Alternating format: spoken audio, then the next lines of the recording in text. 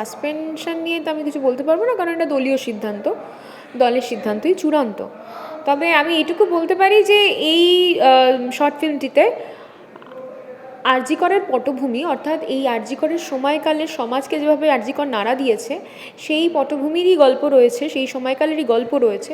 কিন্তু এখানে কোনো নেগেটিভিটি নেই, তদন্তনাধীন বিচারাধীন বিষয় নিয়ে কোনো প্রশ্ন নেই, এবং সবথেকে বড় বিষয় কোনো নির্যাতনের চিহ্ন নেই। মানে নির্যাতন করার সময় যে ধারণা মানুষের মধ্যে, মানুষ এইসব ধারণা দেখে দেখে শুনে শুনে কেউ কেউ রিয়েল লাইফে ফেস করে করে অভ্যস্ত হয়ে গেছে।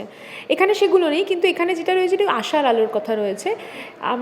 আমাদের থিমটা এরকম যে যদি তিলোত্তমা ফিরে আসতো কলকাতা শহরের বুকে তাহলে কি হতে পারতো, এই ভাবনা নিয়েই আমাদের এই শর্ট ফিল্ম।